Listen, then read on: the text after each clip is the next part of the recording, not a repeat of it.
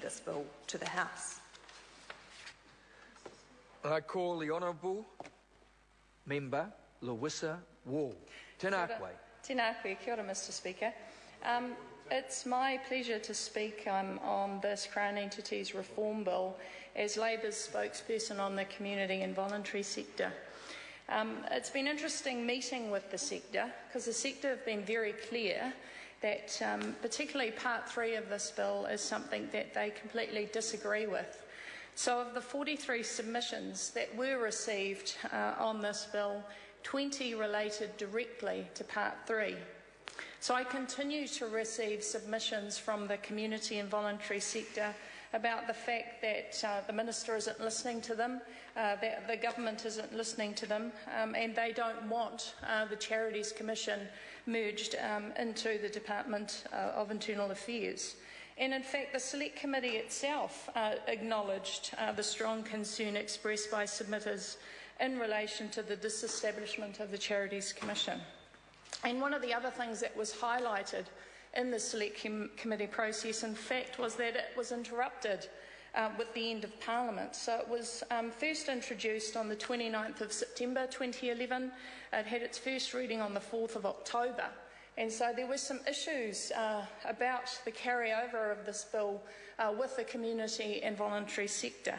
So because at the end of Parliament there was confusion about the status of this bill, it was very interesting that this government has chosen to rush this piece of legislation through and again take no cognizance of what the community is saying. And when I talk about the community, the people that I'm talking about, Voices, who are an independent network of tangata whenua and leading national community and voluntary organisations who have been set up to promote and make visible the enormous contribution of the community and voluntary sector to New Zealand society. And the Minister's leaving the House because she doesn't want to hear... Order. Member will be seated.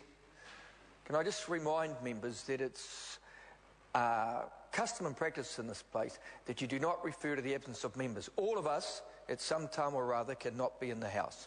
Call the Honourable Member Lewisa Wall. Thank you, Mr Speaker. So it was very interesting for me as the spokesperson for... Oh, you reckon, Trevor? For community and voluntary sector, that I have had so many people from this community want to meet with me, to talk to me. So Voices was one of the people that I met with. Catherine Noble was the chair. Dave Henderson, who represented Angoa, which is an independent network of community sector organisations. I met with Ros Rice. Ros represents the New Zealand Council of Social Services, and Tina Reid, who was there on behalf of Social Development Partners. One of the most recent organisations that has sent me some communication is an organisation called Te Ropu Wilder Trust, which is a national Māori disability advocacy ropu based in Papatoetoe, South Auckland. Now, what's interesting from what they say, and what I really want to highlight, and I'll quote from their communication, they have existed for over 22 years as an active network committed to progressing Māori aspirations and outcomes. And what they notice is in that 22 years, they have never been invited to participate in policy and planning within the Department of Internal Affairs. So for them, however, developing a relationship with the Charities Commission has occurred, and they are in negotiations with the Charities Commission on behalf of their community to ensure that Māori will actively participate in the first principles review of the Charities Act that has been proposed. So what's interesting in this process is that actually the Charities Commission is actively engaging with their stakeholders, which are the community and voluntary sector organisations of New Zealand, that they have a relationship, that they're ensuring that those organisations have been well briefed and have an opportunity to participate. And so I quote, "In view of the principles promoted in the development and implementation of the Kia Tūtahi Accord, we find this move by government and the lack of consultation with the communities of Aotearoa to be completely contradictory. It is extremely disappointing that our trust in working together as government and communities in good faith has once again been eroded. So the position that we take on this side of the House is that we will listen to our communities. So when our communities come to us and say, please don't transfer the Charities Commission into the Department of Internal Affairs, please let the First Principles review happen. And once that process has gone through, which ensures that the community and voluntary sector, as the most critical stakeholder for the Charities Commission, their input into that process is enabled, then we will know the best outcomes that we want for that sector, and we will have a better Charities Commission which is going to meet the needs of the communities of New Zealand.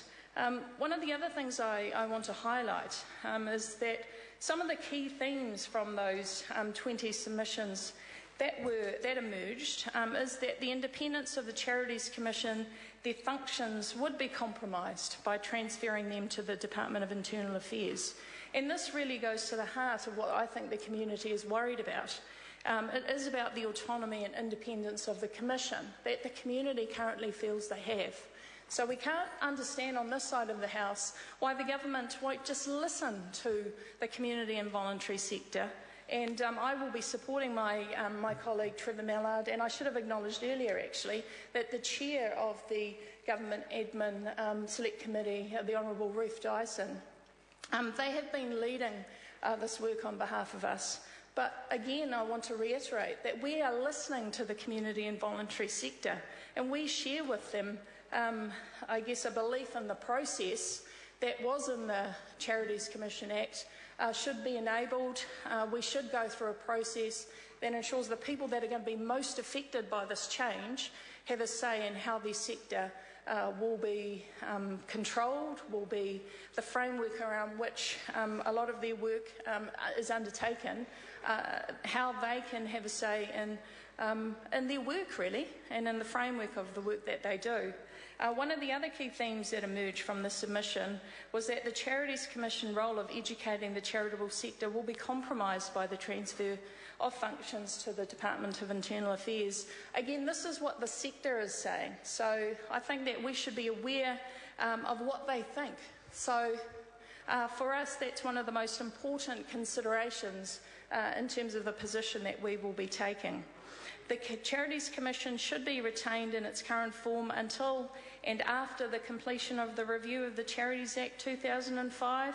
And one of the other points that has been highlighted is that the savings associated with disestablishing the Charities Commission, in fact, probably have been overstated. And there could be, there could be a point where it's going to cost this government more money to actually merge the functions of the Charities Commission into the Department of Internal Affairs. So given this government's very quick to use cost savings as one of the rationale for a lot of the work that they're attempting to do, maybe they should critically analyse whether or not they could save some money by just letting the First Principles review take place. We look forward to working with our fellow opposition to ensure that Part 3 of this bill is defeated. That's our primary purpose, because once again we are going to listen to what our communities say. So for those of you who are listening, we will continue to ensure that your voices are heard and have a valid place in this House. And actually I hope that the Minister and the members of that side of the House start listening to what the community and voluntary sector wants. Kia ora. Kevin Haig. Thank you, Mr. Speaker. It's my pleasure to take a call on